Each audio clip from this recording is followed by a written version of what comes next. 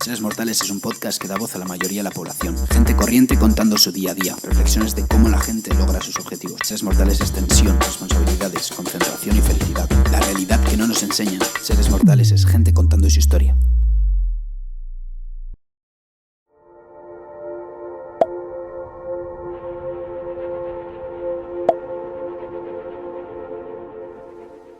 Alex, who are you? So I'm Alex Fenton. I'm originally from the UK in Cardiff, and yeah, I founded Balance Health and Wellness out here in Dubai. Tell us a little bit about your background. Like, why did you decide to get into wellness as your whole thing, as your whole universe right now? So I kind of start from where it all began. Mm-hmm. So obviously growing up, as everyone does in the UK, it's very sport-led as a bloke, as women as well, but I was very sport-led. So all my life was dedicated to sport, to fitness, to training, etc., etc. And that kind of led me down the route of professional sport. So I spent just under a decade in professional sport, helping athletes dealing with high-pressure environments, making themselves physically, mentally ready to, I suppose, optimize their performance on the field. And it's something I fell in love with. It was just a passion of mine. But I suppose how it kind of all started was I didn't believe that performance was just for athletes. I think performance should be with everyone. How can everyone optimize their performance in their lifestyle, whether that be at work, whether that be in their lifestyle, whether that be with families, relationships. I think people can, with guidance and structure, optimize their life and have a performance lifestyle, I suppose. It's interesting how wellness, for example, is a very interesting topic, a very important topic that, as you said, everyone should keep a really close eye on, but only when it comes to athletes and high-performing athletes, there is that tracking. Yeah, so like when you talk about athletes and professional athletes, everything from what they eat, when they sleep, how they perform, their metrics, is everything's trackable, and I think it's got a lot better over the last few years. There's been a lot of technology which helps the average person, I suppose, track what they're doing and helping that. And I think it's brilliant. I do think it's really, really good. But I do think there can be a problem with that as well.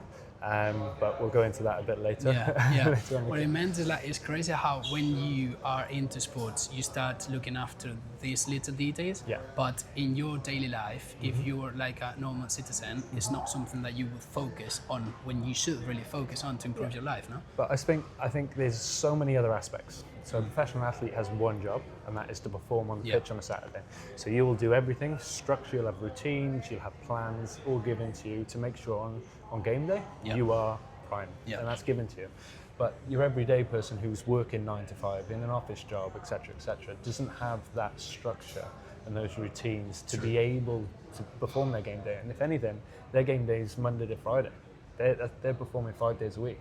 So the structure is even more important, because they have to constantly repeat.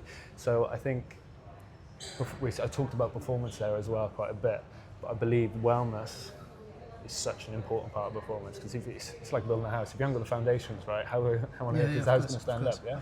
So I think wellness is such a big foundation of performance, and if you've got that clarity and resilience, you can just keep on going. And I think it's definitely something that is coming to light more now. But yeah, definitely something I think will help people. Do you really think that we, as people, as individuals, really understand what wellness means? Because what I think is that we tend to misunderstand wellness with being all right and being okay. So whereas it must be a deeper topic, right? Yeah, like wellness is thrown around like no end. So like, I know previously wellness was a tick box. We'll put something on here and we've got a wellness box ticked for the quarter, and people talk about wellness as in I'm okay. But why is okay the standard of wellness? Like, why isn't it higher? Why aren't we expecting higher? Wellness should be that you're feeling full within yourself. You've got complete clarity. You're healthy as an individual. You're healthy. You're feeling good, not only mentally but physically as well. And there's so many aspects to wellness. Like mental health has been spoken a lot about, and that's a massive topic. But it's not just the only topic. And if you've got The way I see it is 4 pillars of wellness. Right, okay. It is physical, mental, social, and nutritional. And these all 4 pillars hold wellness up. It's not just one. And if you've got, one is brilliant. If you're focusing on one, brilliant, but you're not going to hold up wellness with just that one thing. There's so many other aspects that come under that umbrella of wellness. And I think it's about the education of wellness and what that actually means. That will eventually help people's life and improve people's wellness. Is it hard to keep up with those 4 pillars? Good question. It can be. Yeah. Like, if it depends on what route you want to go down, and I think this is a problem that we're facing. Is so much information. For what? Yeah. So 4 pillars is a lot to think about. You've got as well as work, as well as life, as well as relationships, as well as families. It's a lot to think about. But I think if you can build structure and routine, just the same as anything, and they become part of your daily habits and your daily systems, I don't think it is, because it's simple. Yeah. And I think what we're seeing a lot of, everyone knows what to do. If I ask you, how can you become more healthier? How can you become better? How can you improve your well-being? You'll probably be able to tell me. But it's how you fit that into your daily life. Yeah, how you take it into action. 100%. Yeah. And I think as you said, I think it may be just about education, right? Yeah. Like you don't know what you don't know. And but it's crazy that we're not taught these things and they're so important in life that we're not taught how to it's kind of related to basics, but we're not taught that they're really, really important and that we should be like taking them really seriously and into account in our daily lives. Well, yeah, we'll get taught how to do the most obscure things to do. Yeah.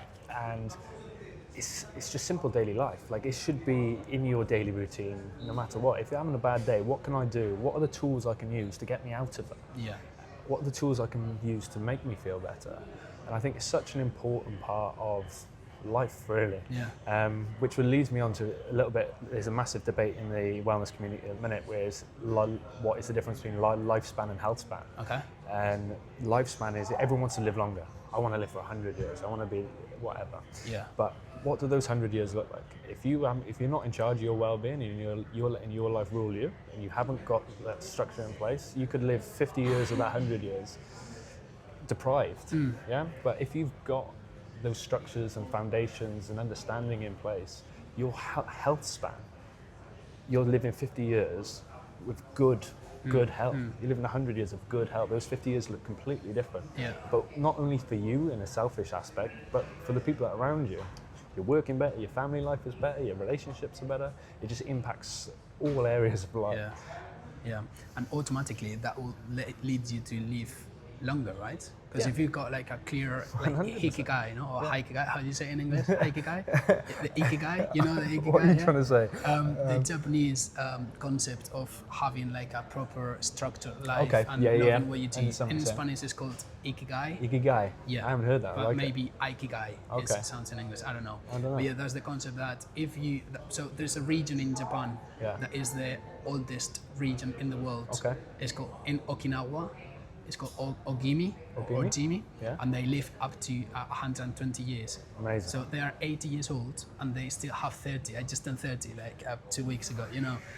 And they say that they talk to them and they feel that they're young at the age of 80 because their neighbor is like 120. And they say, and they sustain this, that they get to be that old because of their regular and daily habits. And 100%. They do what they love and they keep their minds busy but not stressed. And that's the thing, right? So off that, just hearing what you're saying there, the systems are in place which allows them to be that. And stress management, which is everyone is dealing with, especially here in Dubai at the minute, stress management is absolutely huge. Yeah, I guess. So, and you're not going to get away from it. No matter what structure you have in place, you will be stressed at some point in your life. And what tools have you got to deal with that stress, which is going to then impact you. So it's not about letting it consume you. What tools have you got? It's the same as everyday life. So. What is the biggest problem that we have as a society right now with wellness? Like you just mentioned, stress. I think there's not one point, but there's one thing that compacts it all, I would say. And that is the complication of things. There is so many things that you should be doing. I need to ice bath. I need to train. And you can go down a rabbit hole, right? And I'm guilty of it. Everyone's guilty of it. They want to feel better. But the thing is, there's so many things out there. Okay, so what do I do? So one thing is, complexity of things, but also consistency. So because you're getting so many things thrown at you, you should be doing this, you should be doing that, you should be doing ice baths daily every morning. Okay, but then there's the next thing. So you have no consistency because you're tapping into all different things, which can be beneficial. But because there's so much of it and so much information, you have no consistency. So even if you picked one of those things and did it consistently, you would be at a better place.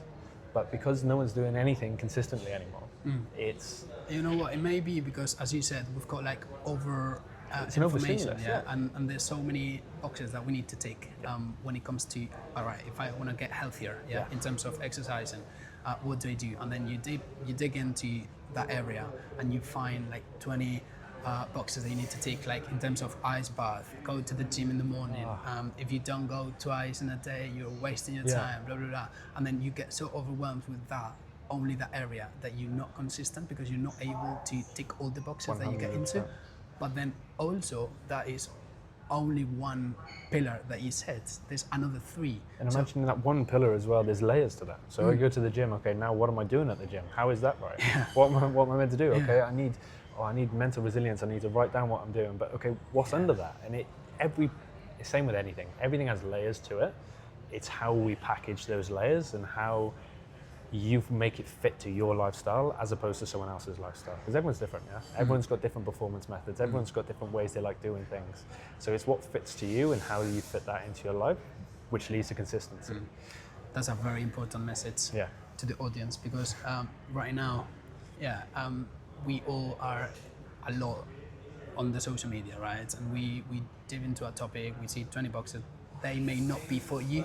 You may have a simpler way, to perform at those 4 pillars, right? 100%. That's what we're here. We're gonna know the tips exactly what to do, but we're gonna know some more about what to do. 100%. I'm excited to get in depth in that. So tell us, what is something we need to keep a closer eye on to not damage our wellness and maybe improve it or maybe have it consistently? Okay, so there's a few things you can look at just in daily life which you need nothing. One is just how you feel in yourself. So take 5 minutes just to think, right, how am I feeling? Wake up in the morning, sit down, no social media, no engagements, no coffee, no stimulants, just sit. Right, how am I feeling? Am I feeling good? Do you know what I mean? And it looks simple. So simple. But if you know, based on how you feel, how your day's going to be, and we do it subconsciously anyway, but almost taking yourself away and being able to see that and feel that makes you know, okay, what do I need to change to make sure I feel better? So there's simple things like sleep. Sleep is massive. If it was a performance-enhancing drug, it would be banned. It's incredible for recovery, incredible for energy levels, incredible for the body, right? So if you get in 8 hours of sleep, you're on point. You're winning already. You're winning. You're already stepped up. So sleep is massive. A few things then, as I said, is checking your energy, but nutrition. So if you've got a full plate, you're changing what you're eating on a daily. So it's not just chicken and rice. It's a full plate. So you've got your vegetables, you've got your magnesium, you've got your protein, etc., etc. But everyone knows that, right? Everyone knows it, but it's great to see someone speaking about it because it makes it look simpler. Like it's hard to. I think we like to hear those things because we all know them, but until someone doesn't tell us, we don't start doing them. 100%. 100%. It may be something that we've heard every day in our childhood from our parents, and we just don't like it because it's that things that we heard and like, it's not that important. But as you grow up and you see experts speaking about it, you go, okay, maybe they were right, or maybe this that I thought that and maybe try it and see how you feel. Do you know what I mean? Sorry, try it and see how you feel, and that's the big thing. But I think a massive part of what tips you can look for common day. So now we've got wearables. So you've got your Apple Watch, your Auras, your Whoops, etc., and pretty much everyone's got some sort of wearable which tracks something. So they're a good indicator because they can help you mark your sleep. See how much sleep you're having. If you're getting those 8 hours of sleep, you know you're in a pretty good place to push you forward. You're also looking at your heart rate. So is my heart rate stable across 2 months? Is it a stable place, a baseline, or is it slightly elevated? And they're markers that indicate your health and how your body is dealing with the external stresses as such. And they're just some easy things that you've got there. But there's a quote that says, not everything that's counted counts. And I think that's really important because it's also how you feel. Yeah. So if you're waking up and you're thinking, something's wrong today, but my aura, my Apple Watch is telling me, actually, you're good, but you don't feel right.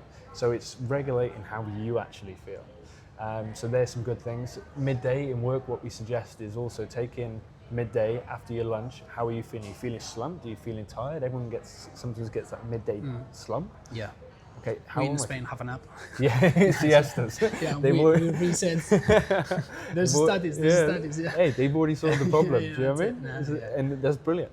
Okay. So like little things like that pay so impactful because you're realizing how you're feeling, but also you're realizing what I can do to change that. So if you are feeling slumped midday, and then the next day you have a bit of a lighter lunch, so it's not so processed foods, it's more of a fuller plate, and you're not feeling slumped, you fix the issue.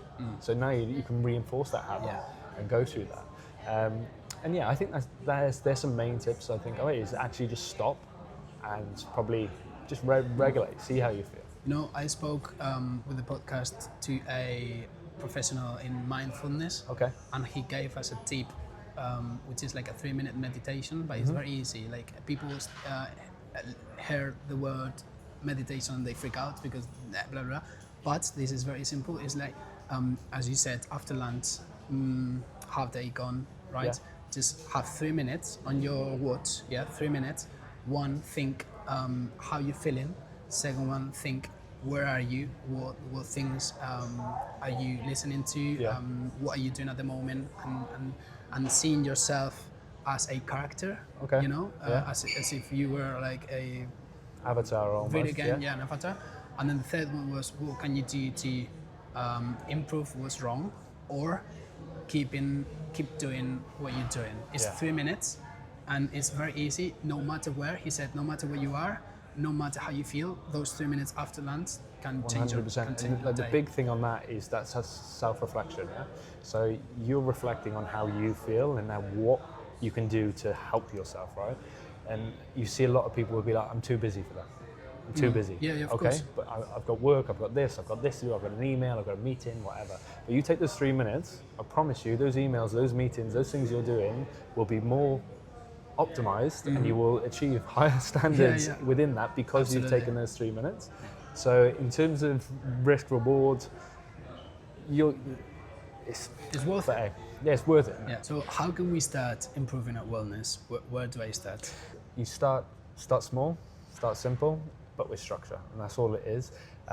People try and overhaul their life with these habits and things they feel like they need to do, but actually simplicity wins 100% of the time. And I think as long as you can add those small things in with structure, you'll stick to anything.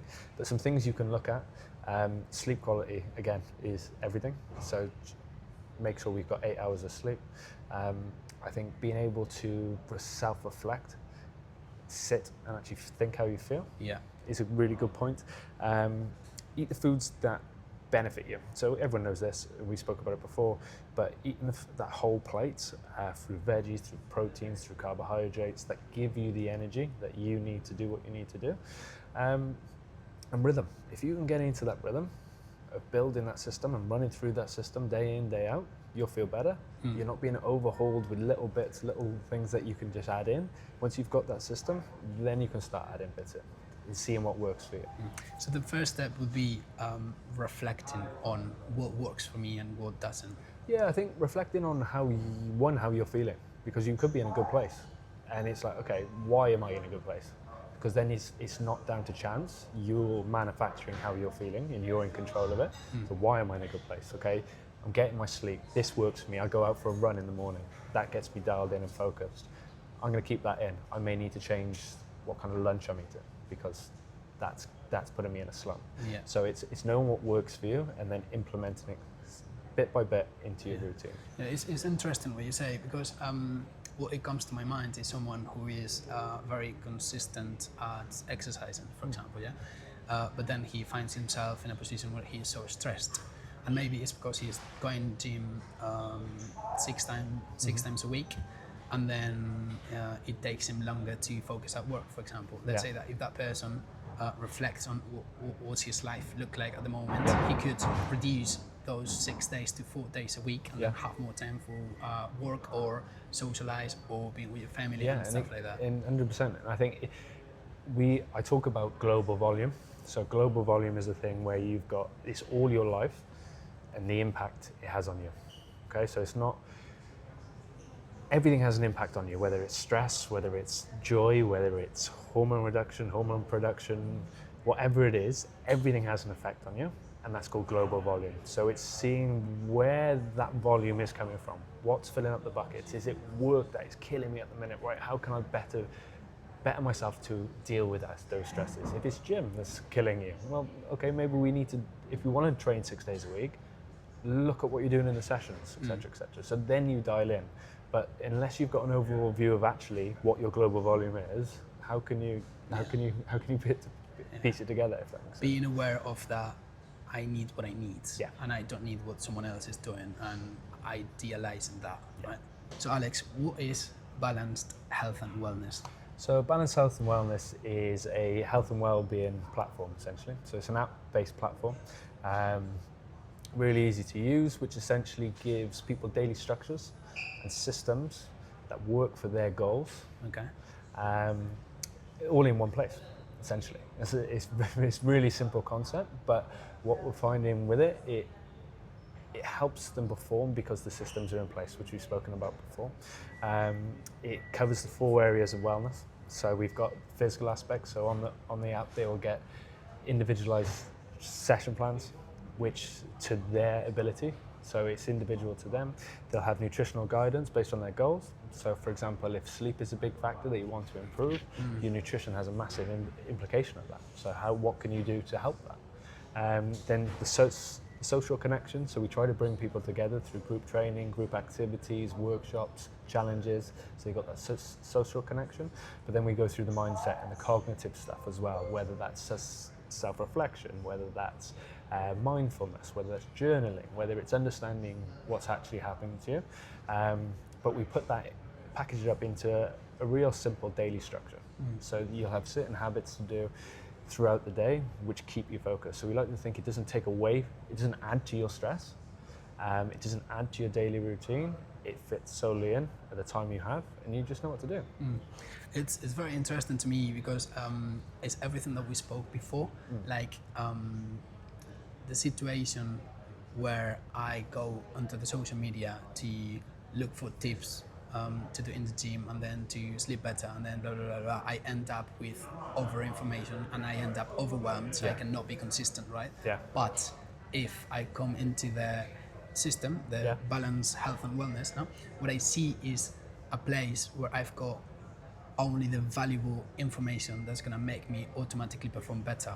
I'm not going to be distracted by someone else's routine or over information on one pillar. I'm going to have only the basics and not the basics that I need to cover. And it is, but we say basics, but most of them, they are basic. They're basic habits which people know, and I think. But you're right. If you have that overstimulation, is where do I start? Where do I start? So all our habit systems. So we have a few that meet your goals essentially, but they're all periodized. So you start when you implement this stuff. It's hard to go from I'm not doing anything to I need to do X, Y, Z. I need to do 4 times a day. So they're periodized. So when you first start off, they're fairly light. They're non-invasive. They enter your life at an easy access point, where it could be just write 3 things you're grateful for. It could just be walk an extra 5,000 steps. Do you know what I mean? Like really easy things that everyone can do, which have a change in your life. And once you've done those, you can see the benefits, and then you're hooked and you want more. And having the whole picture as well. Yeah. Because if I go onto the social media, and I get paranoid about need to go to the gym, need to do this, blah, blah, blah, I will automatically fall off into the category of missing out the social and missing out the family and missing out my job and that, because I'm only focused on that. But you give the whole Yeah, whole I think picture. you need a full-rounded approach to even to really help your wellness, and it can't just be all focused on one point. And of course, in your life stages, you'll have focus points which you put more on, but that doesn't mean you can't spin these other plates. But again, you just need the routine and the system in place so you're able to spin all the plates. And I think that's the main thing it gives is a routine, system, and it keeps you accountable. And I think that's, as we spoke about earlier, consistency is key. So as soon as we got that and that system's in place, the rest takes care of itself. You kind of prioritize the important ones, right? Yeah, you try to, and I think when you've got those pillars, and you say the important ones, but like it's depending on who you are, it's depending on what's the importance to you. So like training may be someone's absolutely holy grail, but then they haven't got any mindset stuff, which is common. Absolutely. Especially with men at the minute, is you're not working on any mindset stuff, but the mindset improves the training. Yeah. So it's an all-round approach to wellness, I'd say. And what is the power of technology here? What is it, the extra that gives you in this situation? So I think the health and wellness tech industry, I suppose, at the minute is brilliant. Okay, so it really gives you all the information that you need to really track and sustain your health and well-being, which is fantastic. And I think we're living in an age now where technology is completely taken over. How we use it to benefit the people that we deal with is it's all in our mission. We want as many people as possible to live a performance and optimized lifestyle. So we can touch as many people as we can through this app-based system, which is brilliant. But what it's allowed us to do is to tailor it to that individual, which we haven't been able to do at scale. So a lot of people work one-to-one, which is brilliant, but how many people can you get on board on a one-to-one? There's always time limits. Whereas this, it tailors it for the individual through scale. And it's good. It's a good system, and I'm using it myself at the minute, and I think people that have used it can see it has a massive impact because it's tailored to that an individual. I think that's key, but that's key in all of the aspects in life. Yeah. I am an English teacher myself, right? Yeah. So I got people recently, 20 years old, from 20 to 30 years old, telling me that they really want to learn English, right? And I am a bit obsessed about how the brain works with bilingual education and that. Yeah. So the thing is that it's tailoring.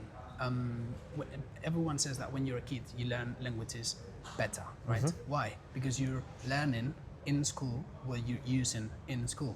Yeah. You know? Yeah. But what's the problem when as you grow up, that you cannot learn a new language because you're learning what you use in school when you have a job, when you have a family, when you have to perform several other areas, that what you're learning is not accountable for. Okay. So it doesn't make sense. Yeah. So the fact of tailoring everything and make it as customized as possible is then when you're gonna learn, because you see that what you learn, you can apply it to different areas. 100%. It's that application to theory, yeah? Theory to application even. And it's, you can know it, but how you apply it are two different things. And if you're learning from a standpoint that you're not interested in, why would you want to apply it? Exactly. So if it's learning something that you want to do, you've got the blueprint now. It's up to you to do it. I need something to tell me how to do it, keep me accountable. And the uptake, the engagement rates, when someone is driven on their goal, it's like in school. For example, you do a subject that you're not really that interested in. Your grades are through the floor. Let's say that you told me that you wanted to learn Spanish, right? Yeah. If I start teaching you like the colors and the buildings and the place you find in a city, you're gonna get bored. But if I tailored that learning into wellness, health, routine, habits, blah, blah, blah, you're gonna get into it and you're gonna learn because this is what you can apply to your life. So this is, I see the connection in this with what you said about tailoring as much as possible the routines and the habits and that with technology it comes to be easier and easier. And you're doing much a good easier job. and much scalable. It can touch as many people as we're really trying to reach and touch as many people and help people perform, because I think it's really important that people understand that they're not alone. if they're feeling they have no energy, there's not something wrong with them. It's nothing about that. It's just about having a bit of understanding and a bit of drive, and it can completely change your world. And I'm sure you can find patterns, right, Yeah. in people that people who use your technology. You will find patterns eventually. As you said, we're not alone, and that is very important. That we fall off into one profile that we think that we're fucked because it's our problem, right? But then many other people have that problem. My God, it's so true. Like everyone is dealing with something. You're far from alone, and this is the bit we like, the social element of it. So we set up group systems for every company that comes on. We have a group system, and you can see people doing their habits, their challenges, their activities, and stuff like that. So you know that you're not alone. You can also it motivates you to do it also. But also you then build that community, and it's like, okay, I'm doing that as well. Like, how did you find it? What tips have you got? That is powerful. And then it's huge because you're in a company that everyone's got a goal. Everyone's aiming for this, especially where we are in Dubai here. The talent is huge and everyone wants to succeed. So if you're on a journey of that together, it's so empowering. And when we speak about these areas that involves everyone, it's great to see in that category that can be a CEO of a company and the first guy that started yesterday that job, the intern, and then they make that connection. 100%. And like, how powerful is that? You could be you have the same aspirations as the CEO, and you're working together on it. Like, that's huge. Think of the connection that builds. Yeah. And then that builds relationships, which is then your social element. So it all intermix. You said that you're using your technology, right? Yeah.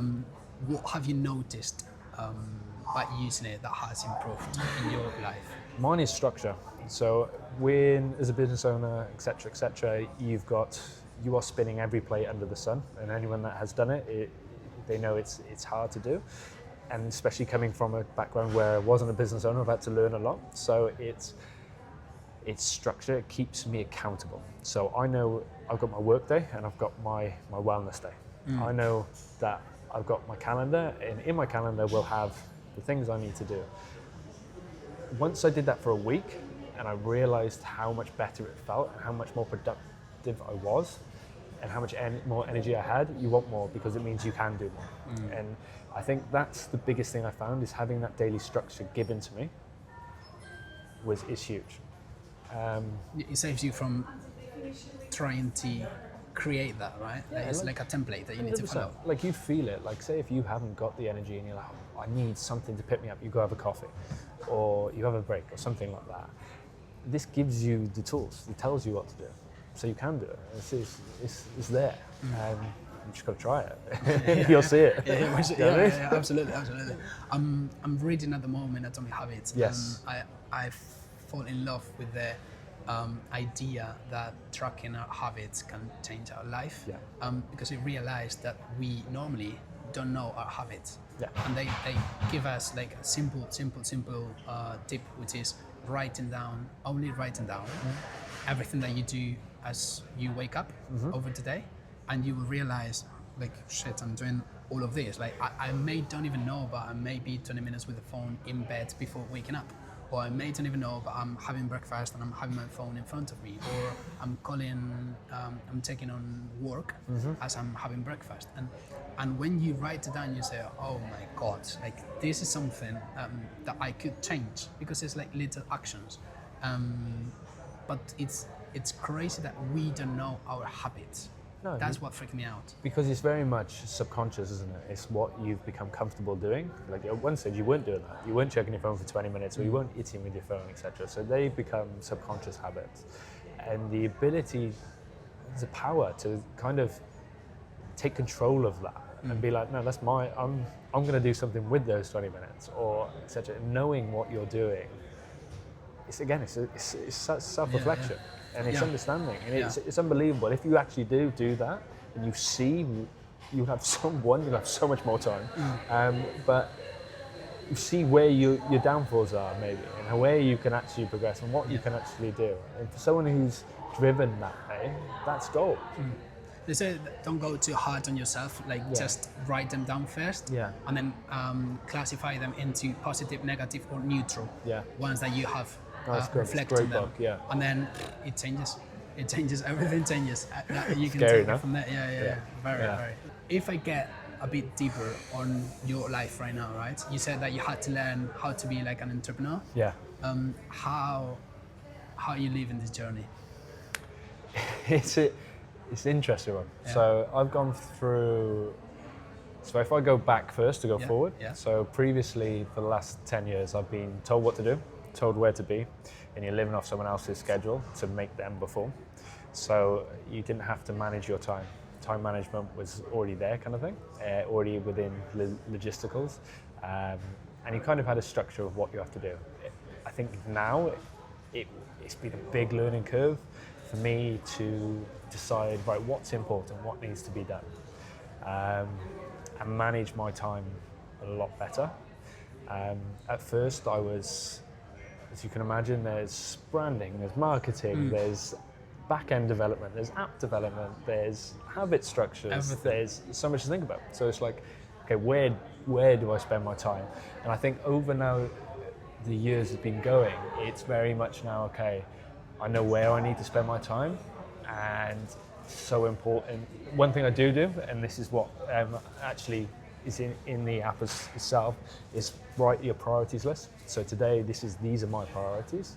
This is what needs to be done. They're my top priorities. Once I get through those, I can then self-reflect, brain dump, write everything that's in my mind on a piece of paper, and then I go again. So it's very much, the most important thing I've learned is time management is key. Because if you don't have time management, you end up doing Very interesting. You know, I read that in a book, it's a great book, is Essentialism, it's called. Okay. And I read that the word priority was priority, and that's it. Yeah. And was used from the 1400s in English, yeah? Okay. It started in 1400s. And it wasn't until the 1600s when we turned it into priorities. That is crazy that the word priority has a plural, 10 for the word. Wow. Because, you know, Yeah. because that means that it's not a priority anymore, since they are priorities. T's. It's the modern world we live in, no? Yeah, exactly. Because and it falls into everything that you said. Like, I mean, having them in order gives you like their priority, you know. But this thing I'm gonna focus on, and then this thing I'm gonna focus on, and then this thing I'm gonna focus on. I think it's really, I find it really, really powerful to be able to almost a playbook. And I think that's really important for me anyway. I need to know what I'm doing and how I'm going to do it, and then I can express myself to it. And I know I can focus on that one thing and not have a million other thoughts thinking I need to do this, I need to do powerful, that. And it allows you to shut off from the outside world and kind of like, this is my goal, let's get it done. As opposed to, oh, what about the emails I need to send or something like that. Yeah. Do you know what I mean? So yeah, I think that is very hard to learn when you're building something. Because as you said, you are building it, so you want to be on top of everything, right? Yeah. And then, I guess some people... People are power mind. So that's one thing I've learned is powerful people within your business are there to help. So it was a big thing for me was being able to let go of some parts of the business because it felt like mine and I want it done a certain way. But if people are power, so if you can rely on someone and you trust someone, let them go do it, let them make their own mistakes, let them be on the kind of journey with you, and then you become a team. And once you've got that good team behind you, it's game changing. Where can we find you, Alex? Where can you find me? So, the program and the tech. So and I'm all on socials. So it's Balanced Hub on Instagram. It's Balanced Health and Wellness on LinkedIn. But yeah, even my Instagram, Alex Fenton, shoot me a message and we can have a conversation. And happy to help. We'll set the details down below. Amazing. And Alex, I came to Dubai with the idea of meeting people who are really, really focused on making the most of that reality. Yeah. Because that's what the podcast is about. And I have to say that I'm really glad to meet you, to having met you. I appreciate it. Because I think what you're doing is very important in today's lives, everyone's. Yeah. So appreciate what you do. Yeah, mate. I really hope that this takes you to wherever you want. I appreciate it, mate. Thanks for having me on. I've Thank you for your enjoyed it. time. And Thank you. yeah, brilliant. Thank you.